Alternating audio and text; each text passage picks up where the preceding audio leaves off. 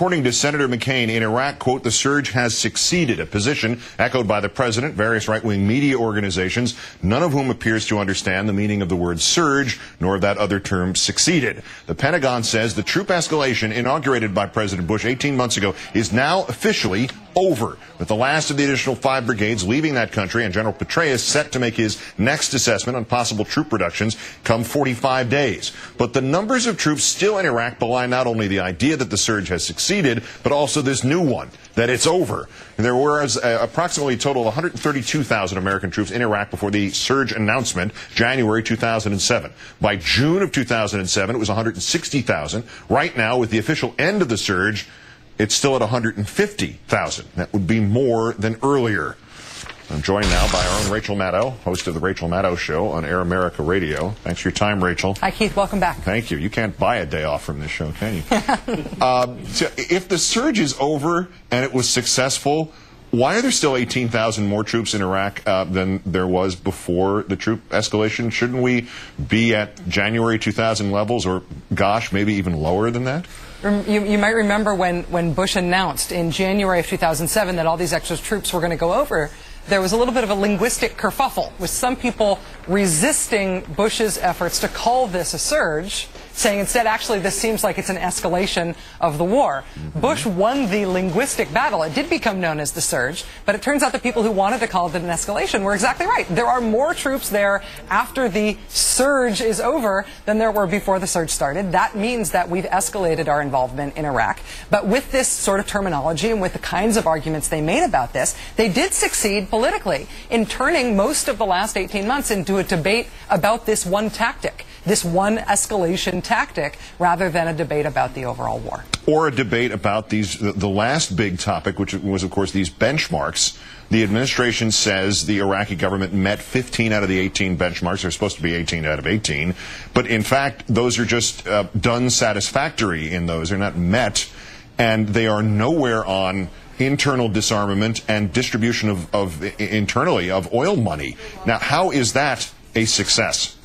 And the overall point of the surge was to bring about, to create enough breathing room where there could be political reconciliation. The whole point of the surge was to create a sort of temporary peace so that the Iraqi government could get its act together. And the oil law, while that is fraught with political meaning here in the United States, what it means to Iraqis is that there will be an economy in Iraq, that there will be a natural resource that's put on the market for the benefit of the Iraqi people, and that money will be distributed in a way that keeps Iraq from fracturing. The fact that there isn't an oil law, even when we have no-bid contracts for Western oil countries written by American advisors to the Iraqi oil ministry, means that there's no guaranteed future that Iraq will continue to exist as a single country.